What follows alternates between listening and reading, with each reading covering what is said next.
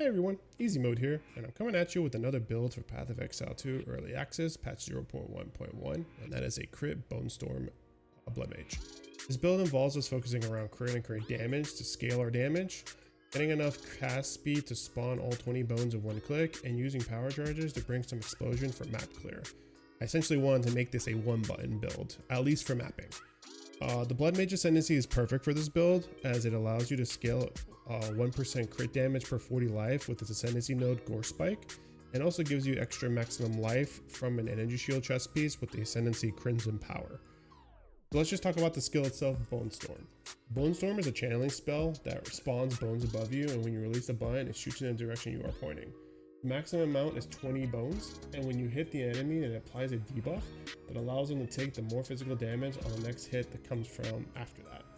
I wanted to really just play as I mentioned earlier, I wanted to just really play a one button Bonestorm build, and I didn't really want to incorporate like a secondary skill like Detonate Dead or Bone Cage into the build. I just wanted to play sort of like a hit based class. So I was looking around to see how I can accomplish that and not have to do a 2-button playstyle. And I saw online on I think it was like Path of Exile 2 builds, the subreddit, as well as some guides that were sitting around Mobile Linux, where if you get your Bonestorm down to about 0.29 cast time, or at least a minimum of 3.4 casts per second, you will be able to spawn all 20 bones in one click. This really transforms the build. It transforms it from needing to channel till you get all 20 bones to just clicking the button and constantly move, just like you're playing a bow build or any other one of those attack builds. But you're a caster. Bonestorm really feels good against bosses and rares just in general because you do more damage the more you hit it with Bonestorms. But the clear was kinda ass. So I wanted to figure out how to best approach that and settled on trying to do sort of like a power charge stacker for the build. And so to kind of get that going and kind of incorporate into the build, this is how I kind of accomplished that. So first thing I did was utilize a spirit gem called Charge Frenzy, which generated a frenzy charge when either freezing, electrocuting, or pinning an enemy. The way I pinned enemies was utilizing a unique boot called Bushwhack, which allowed all my physical damage to pin. Bonestorm is a physical spell gem. There's a keystone called Resonance, which turns a frenzy charge into a power charge. So now those frenzy charges generated from combat frenzy are now power charges. And then I have another spirit gem called Combat Infusion, which provides me 17% more critical hit chance when I have power charges on me, which helps me a lot when I'm mapping because I'm not 100% crit capped when it comes to mapping. I also utilize the unique ring called Snakepit. This gives me the ability to fork and allows my projectiles to not pierce.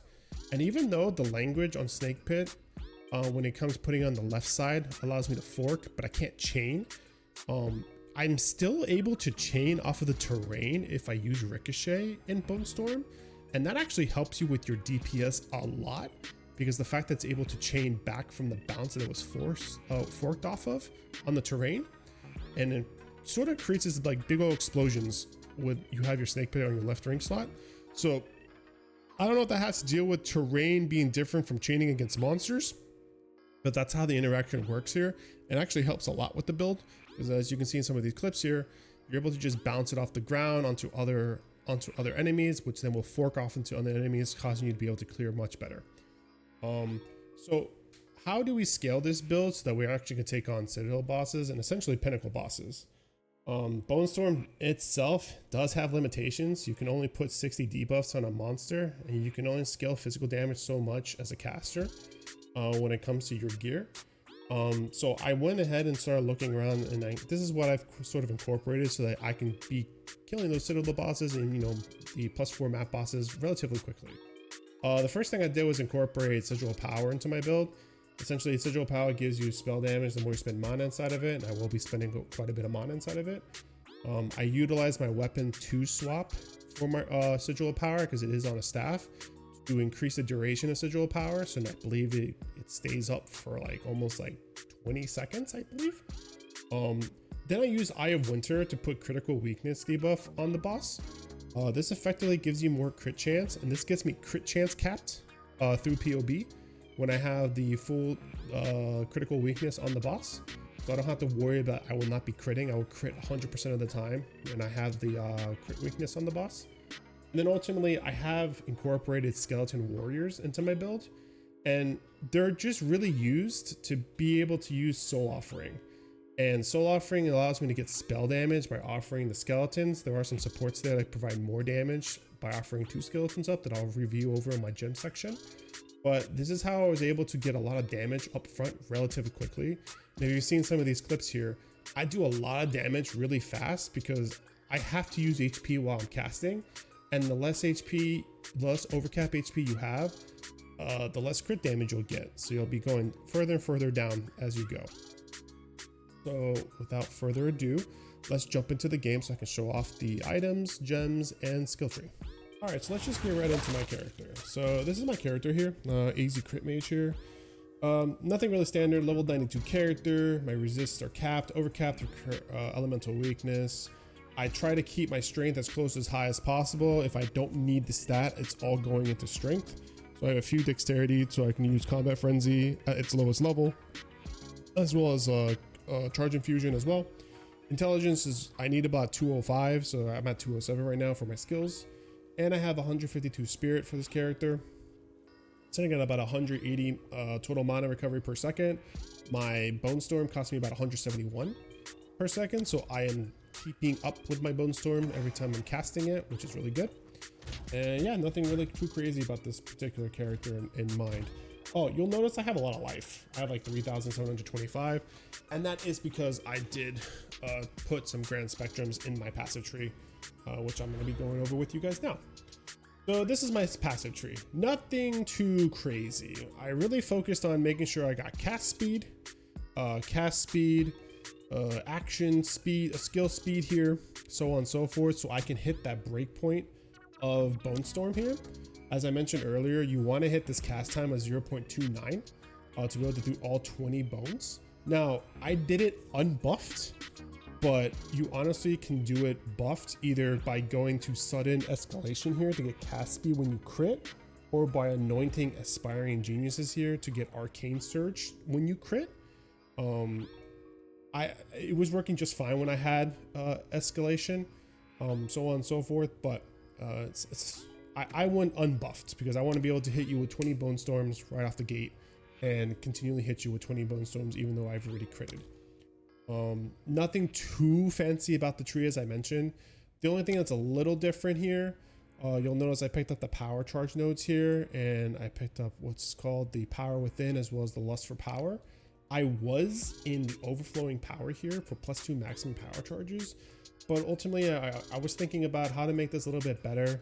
It was okay with these nodes here with the extra critical damage bonus, but I decided to drop these nodes and I went down to pick up Heartbreaker and Heartstopper so I can just get more crit damage and more crit chance as well as stats, so I can incorporate more stats into my strength so I can get more life.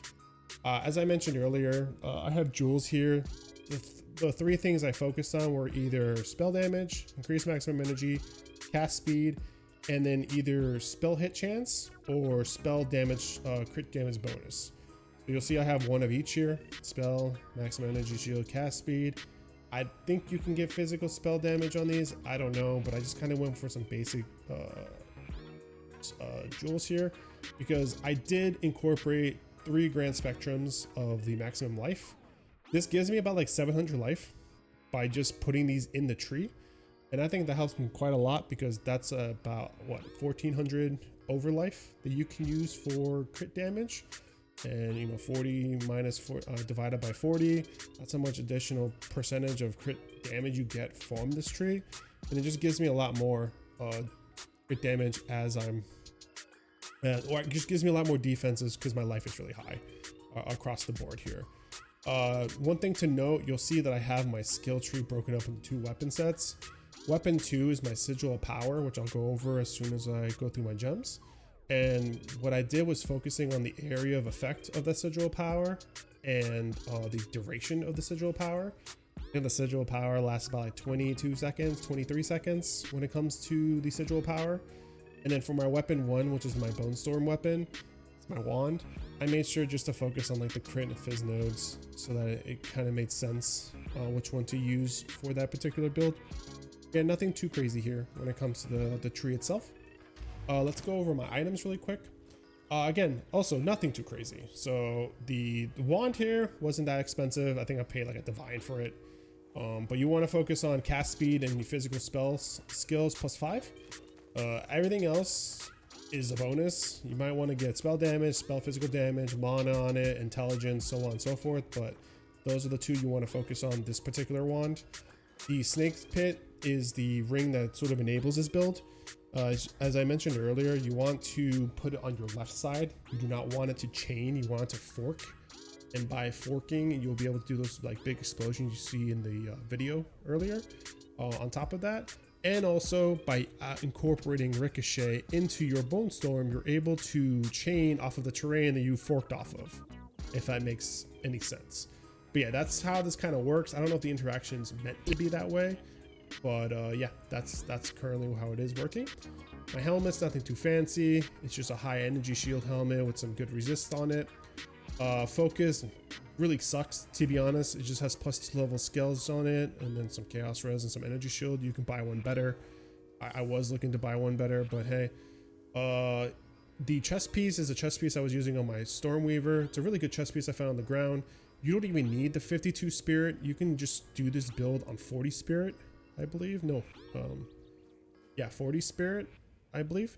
And it will work just fine because you are just, I have 12 spirit extra, and you can even remove clarity for an additional 10 spirit to be removed. So you can actually just function this at 30 spirit if you need to. But yeah, you just need about 130 spirit for this build to really work. The bushwhack boots here, as I mentioned earlier, it allows you to pin with fizz damage. Nothing too fancy with these gloves, just some critical damage bonus gloves to keep getting more crit damage on them. Your regular old belt here with strength, resistances, max HP, and mana. And then you want to make sure you get a really high cast speed ring. I got a breach ring here, and I put a lot of cast modifiers on it because I want to hit that break point.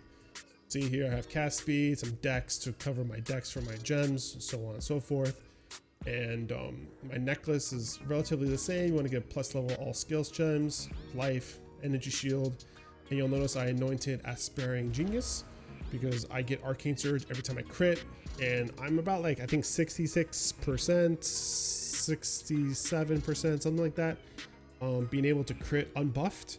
So by the time I get all my buffs by critting, so on and so forth, the Arcane Surge is pretty much up like 80% of the time, which gives you more cast speed and mana regen, which is really good on this particular build because the more cast speed you have, the quicker you can get those bone spears out, or bone storms out, excuse me. Yeah, nothing else with the items there. So let's just quickly go over the gems because ultimately I am going to put a POB and a mobile Linux guide in the video here. Sigil power, I wanted to make it big, so I put magnify and effect on it. You'll see that's a big sigil power. My life remnant here has clarity because I want to get mana regen when I'm casting my Bonestorm. My Bonestorm is what, 0.29 casts per second, so I do 3.3. So by the time I'm able to cast 1 second of it, it's gonna, I think I cast like up to like 3, almost 4 Bonestorm. So it's about like 171 mana per second to cast my Bonestorm. So I have about 180 mana when I have my Bonestorm out. So it's relatively self-sustaining. Bonestorm itself, you want, as you can see, you want to get as much plus levels on it as possible, and you want the following. You want Scatter Shot, Arcane Tempo, Brutality, Ricochet, and Inspiration. Inspiration helps a ton in this setup. Honestly, yeah. So same with Ricochet. I honestly would probably organize it like this because Ricochet is more meant for bosses than really anything else in orders of importance. But yeah, just as I mentioned earlier, Ricochet helps you bounce it off of the enemies. So like you can fork off the enemy, it goes bounce off the wall, and they can bounce off that wall back into the enemy to get hit with Snakepit. I have Winter, nothing too fancy with it. I have a Deceleration as well as Unleash. This is just to apply critical weakness on the boss so that they can take more crit. And it effectively turns my 67% crit to like 100% crit, as you can see in POB. Soul Offering provides me more spell damage when I sacrifice a mob, and with Alibation, I believe I get more buffs, but I have to sacrifice another mob, or I think no, it's Danish Macabre that does that. This gives me more buff effect, but I have to sacrifice another mob for it, and this also gives me more buff effect, but I sacrifice life for it. Persistence keeps this up, and this is actually very important to have persistence on this, because you'll notice the combo that I have going with my skeleton warriors, which I'll go over the gem really quick. It's meat shield, lasting gas, as well as made for my skeleton warriors. They're legitimately here only to give me a buff. So if I do my combo, it's sigil, then I sacrifice my skeletons, I Aya Winter, and then I start Bonestorming, right? And you'll see that these guys will end immediately right next to each other, so you always will have your skeletons up when your buff runs out. This is really important because I was originally trying to put my soul offering in my weapon 2 slot to get more duration on it, and it caused my skeletons to be done reviving, but they were still impaled. And then when that impale ended, they went back into a revive status, and it caused me to, instead of waiting, what was it, just 7 seconds of a buff, it went up to like 13 seconds, but I had to wait for the mobs for like 20 seconds or something like that for my skeletons to come up. So I wouldn't suggest making this last longer.